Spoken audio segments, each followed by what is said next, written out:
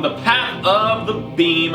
I am known on this level of the tower as Jaime and Fuego, and if it please you join me here for a bit of palaver on Hail to Stephen King. That's right, y'all, my favorite author, as you see by the tower of books that dwells behind me. Haha, yes, there's a reference for you. And yes, you can just simply call me Fuego, and I very cordially welcome you to the horror show. This was once a 2-time-a-week show, but as the horror show has scaled back with big plans for a very awesome announcement that Cecil will be laying on you sometime in October for a new project that we've been putting together. Yeah, we've been kind of scaling things back, and so one Hail to Stephen King a week. Most days we only have one episode now as opposed to 2, and yeah, King is my favorite author. It was a pleasure doing 2 episodes a week for everybody, but yeah, you know, maybe there is a certain semblance of sanctity for having us back on the weekend, and yeah, Stephen King Saturday, y'all. I'm so glad that you were here for this scarific discussion, because this is, you know, I thought I was done with my coverage of these weird sequels, spin-offs, just using just King's ideas and stuff that you know, had nothing to do with him and that he had no like outside, you know, involvement or insight or anything with. And that was a film series that I so amusingly dubbed Films That Forgot the Face of Their Father. And yeah, I did, like, you know, Return to Salem's Lot, I did Pet Sematary 2, I did Sometimes They Come Back sequels, stuff like that. And there's still a couple others that I've been thinking about doing. There's 2 remakes that were done overseas in different countries. One is a Misery remake, and then there's also a, oh boy, Quitters Incorporated remake, if I'm not mistaken. I'm trying to remember the title of it. And then there's also a It series, which maybe that's what I really need to get on, because they did It in India, if I'm not mistaken, or at least somewhere, you know, in the like the Middle Eastern area of Asia. And yeah, so those are the ones that are on the radar. But today we are here to finally discuss one that has been brought to my attention by many constant readers, many friends of mine on the Hail to Stephen King Facebook group, the Ka-Tet there that I put together. And this is a movie that came out, it was initially screened at some festivals in 2012, and then it had its official release in January of 2013. This is my review of You Can't Kill Stephen King. So I just got done watching this for the first time, and boy, had I heard some vitriol. Man, had I heard people tear this movie apart. But I'm gonna say that I don't necessarily think they went in with the proper like mindset and expectations. This is not me praising this film, but you know what? I thought it was gonna be the most god-awful shite imaginable, and I think I'm gonna sneeze, which really sucks.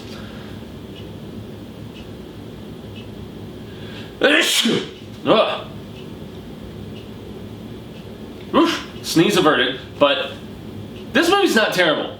It's not good by any stretch of the word, but especially for King fans, I think it's at least worth one watch. I don't know if I would ever watch this ever again, because it's as stereotypical and stupid and whatnot, but it is very much a spoof, okay? It does not take itself seriously in any way, shape, or form. It's more along the lines of Scary Movie than Scream. It's more along the lines of The Final Girls than Friday the 13th, you know? I do believe the humor is intentional. Now, I will say, though, at the beginning of the movie, where I put it on my Amazon Prime, and it starts playing, and there's this girl running around in an AC/DC shirt, very scantily clad, and, you know, she gets hit with a shovel in the face, and there's, like, I usually have the subtitles on in case, like, I miss something, or I'm half listening and I'm just watching what the character's saying and whatnot.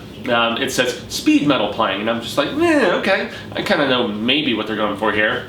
The shovel hit is stupid, and I was like, oh my god, what do I have myself in for? And then when you meet the friends, and they go friend by friend as they're driving in a minivan of all things to this property in Maine that has just been inherited by these 2 siblings. And so Lamont, the token black guy, is driving the car, or the minivan I should say, and he's even described, because they do these freeze frame bits where they're like, freeze frame, it's almost like in like Suicide Squad recently where they did that, and I know it's been in many other movies, but that's one of the most recent I can think of for any of the younger audience. And so freeze frame, Lamont loves white girls, and you know, blah blah blah, token black guy, and I'm just like, ugh, this is really laying their cards words out very plainly about the way they're approaching all these characters. And then you've got the stupid big-titted girl, and then you've got the PTSD Iraq guy?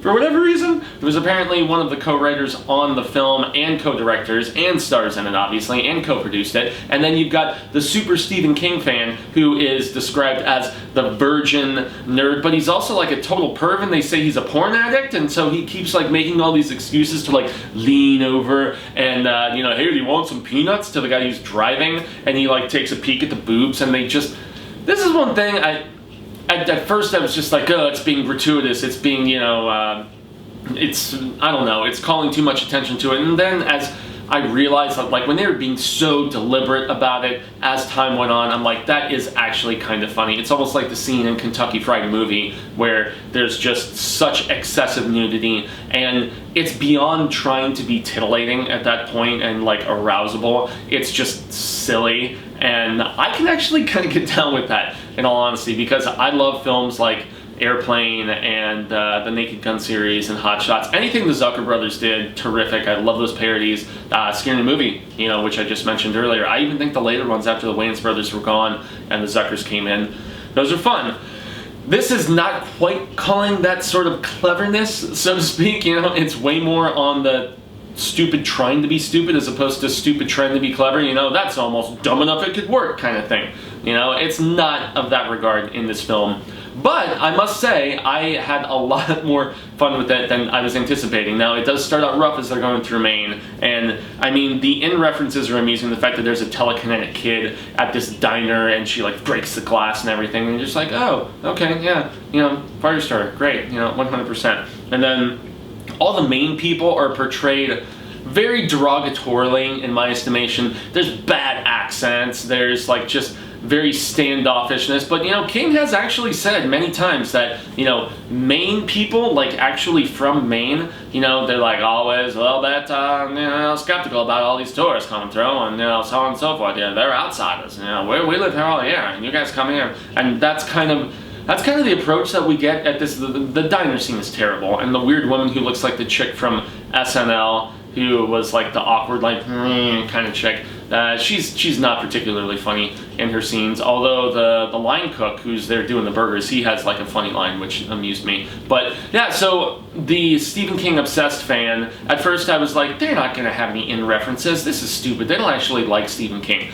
They don't actually know about Stephen King. But the references start to drop about halfway to 2/3 of the way through the film, and then I was like, wait a minute, these guys do actually like Stephen King, or at least they're slightly versed in things. And so yeah, they get to said, you know, they rent their boat from, you know, the asshole whatever guy, you know, who's like, no fast boats, you know, blah blah blah. And there is one shot in this movie, it's like a shot where the camera is here and it's looking upward and the friends are like huddle up, and it's very obviously a shot to look up at all the girls in bikinis, boobs like hanging down.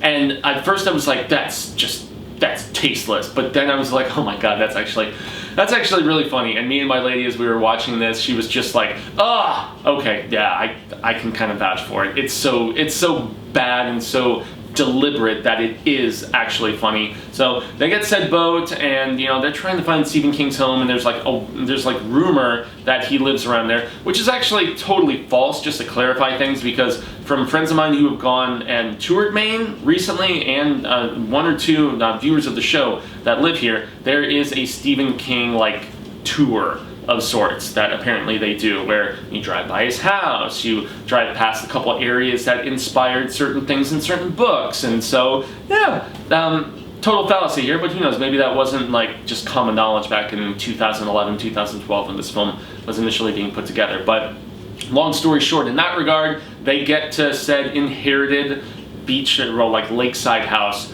of sorts, and they send the black guy out to get gas, and you know, something befalls him. It's early in the movie, it's like the first kill in the first 20-something minutes, and yes, that is a horror stereotype, but I believe it was very deliberately done. this is a slightly aware sort of film about these kind of tropes. And I mean, we've got like the creepy Children of the Corn kind of kids, this little duo that are just like satisfied after homeboy gets killed, and yet he has a Eye of the Crimson King tattoo on his arm, which I was just like, what? And I didn't even notice it initially, and you know, Catherine mentioned it, and she was just like, isn't that a Stephen King symbol? Because she doesn't really read King aside from some of the stuff I've pushed her towards recently, and I was just like, that is most definitely an Eye of the Crimson King. It just amused me thoroughly. The boat they rent is named Christine. So these are the sort of silly like little bits that they dropped around. Our lead character, well, he's not so much the lead, he's like the co-lead. He's the pervo Stephen King nerd who's not really portrayed in the most kind light, in all honesty. And that was one thing that I really just had a problem with as far as this movie goes. That he was like a real slime ball, and he is just constantly trying to get on the little midge girl with the big boobs, but she's an idiot anyway, you know. And he insults her at one point, and he's like, I'm sorry, you're hot, and she's like, I know. Yeah, there's some really funny bits of stupidity in this. And then he actually, as he goes into the lower half, and I think he's going into this like basement area to like jacket or whatever after they're playing like a truth or dare type game, or have you ever or something, I don't know. The two girls kiss, and yeah, he runs downstairs and they think he's going to wank it, and he finds like this Stephen King book collection, and ironically enough, he brings up the pop-up book up there, the Girl Who Loved Tom Gordon pop-up book. And he's just like, wow, Cy King's first pop-up book. And I'm like thinking to myself, yeah, Cy King's last pop-up book, but still really cool. And it's mostly 90s books, ironically enough, that they show in this stack. You know, you see Insomnia, you see Misery, you see, you know, Dark Half, stuff like that. I guess Dark Half was technically like 89, 88, 89. But, so that was fun. You've got all kinds of just comments about the loons and the however the hell they sound, and loons are often discussed in you know, King stories, and just hearing them out in the woods like these weird screaming weirdos and stuff like that. But I have to give them credit where they finally started to like factor in short stories into an explanation of why these killings are starting to transpire. And there's references to two serial killer bits, one being the Manual of Flowers, another one being Strawberry Spring, you know, both from separate collections, obviously. Strawberry Spring, I think King wrote that when he was in college at, you know, Maine Orono, if I'm not mistaken. And then the Man Who Loved Flowers, if I'm not mistaken, was collected in Skeleton Crew. I actually saw a really cool dollar baby of that, and I was satisfied. But yeah, once again, you know, homicidal craziness and violence against women, which, you know, Jack the Ripper status, I guess that's where, you know, you're kind of drawing inspiration. But then there's actually a kill that references Beach World, which is really dope, and so that was cool. And then they talk about the last rung on the ladder, and, you know, as they're going and trying to set this trap for the presumed killer, you know, some of our surviving characters. And this is me not trying to spoil stuff, because actually, I encourage you to go watch this with an open mind, okay? It's, if you have Prime, it streams on there. I know it's on Tubi, I know it's on Vudu.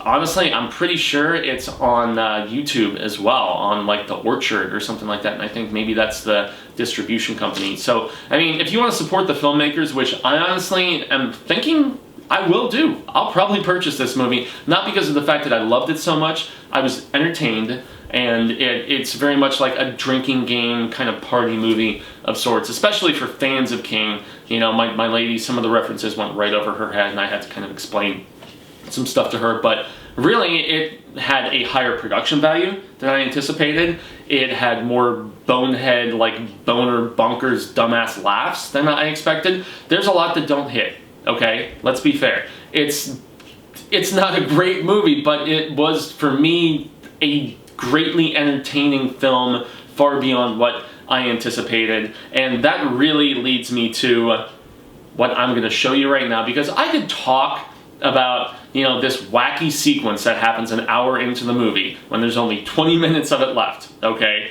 And we've already had so many great laughs about the fact that, oh, the guy with PTSD who was in Iraq for a year, he was actually a Steven Seagal, he was a cook, you know, and yet he has this like massive, like, you know, meltdown constantly, and he's so scarred and fragmented mentally. It's really funny, actually, you know. And you know, Jean-Claude Van Dumbass or Ducker or whatever the hell they say, you know, obviously it was Seagal in Under Siege, but an hour into the movie, we get this absolutely brilliant minute or so that, you know, I could describe the in references of, you know, flowers on boobs, bathtubs, the attire of this character, being on, I mean, honestly, I don't even want to talk about it. I just want to show it. So here it goes.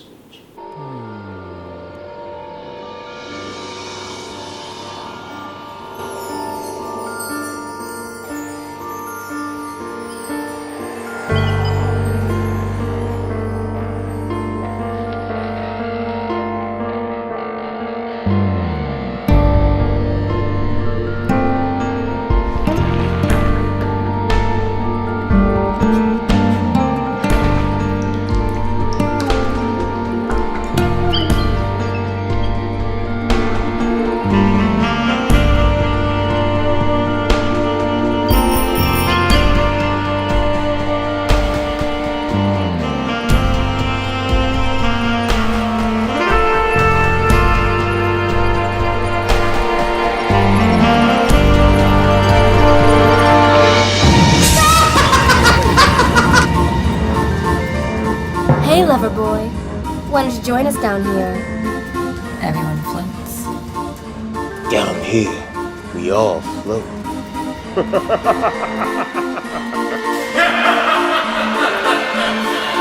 Soul Fist.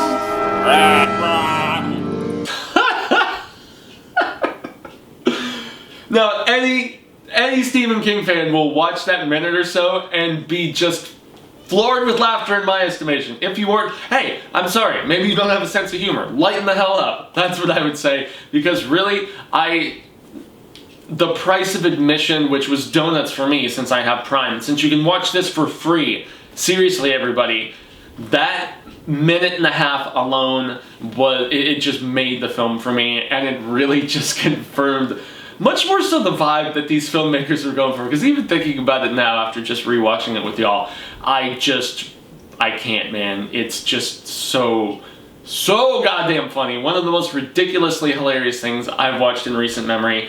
And I mean, obviously you've got some Geordie, you know, the Lonesome Death, and you know, you know, from Weeds, or the Lonesome Death of Geordie Verrill, I want to say. You know, the character from Creepshow that King played himself, and with seeing him in that attire, so funny. The roses on the breasts, I mean, you know, the Shining references being in the tub and everything, obviously. And that Pennywise reference, man, and the soul, and the red rum, I mean, damn, dude, that just, it made my month. It really, really legitimately did. It was insanely funny. And, you know, just a couple other references where he's like, I don't care.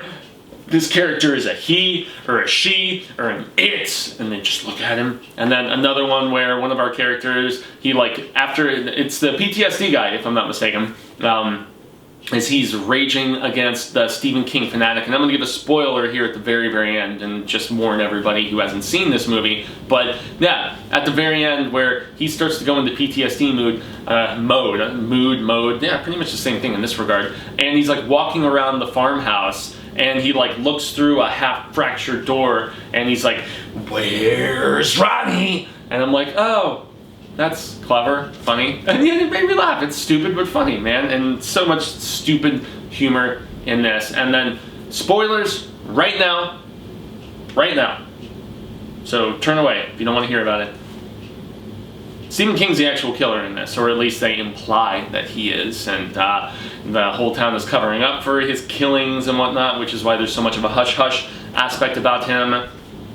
You see him, like, at the keyboard, and he's got the, you know, injury on his hand, and he's working on this story, and then lo and behold, the Stephen King superfan actually gets assimilated into, you know, this Castle Rocky type verse. Oh, and also, how could I forget? They had a sheriff named Pangborn. Ah, so funny, so absolutely funny. And there's probably one or two other Easter eggs that just didn't catch my mind, you know, as I was watching this. But this is definitely a stupid as hell, but fun party kind of movie for Stephen King slasher fans, and yeah, I was much more entertained by this than I was anticipating. And there is a post-credits, PTSD guy didn't actually die. He like surfaces in the lake at the very end after all of the credits, and I didn't think this was going to have a post-credits. I was just sitting, finishing my beverage, because yes, alcohol does help with the entertainment aspect of this film, and so that was a necessity, unfortunately. This is actually one that I might even try to do a commentary, maybe like a Patreon commentary or something at some particular point for the horror show here, just because I was that thoroughly amused by the absurdity all too often of this movie. But don't go in anticipating something that leans that King heavily. It's a weird movie, man, but you know what? I will declare that this is not a film that forgot the face of its father. It's actually a loving homage that doesn't really have much to do with Stephen King, and I feel like even if I have seen a lot of shit talking about this movie online, people went in with improper expectations and they didn't understand the intent of the filmmakers here, because the filmmakers, I feel like, did actually come from a state of reverence and respect for Cy King. And so that's why, hey guys, get online and for free. It's gonna cost you 82 minutes of your time, donuts for dinero. Go and watch You Can't Kill Stephen King, because it's actually,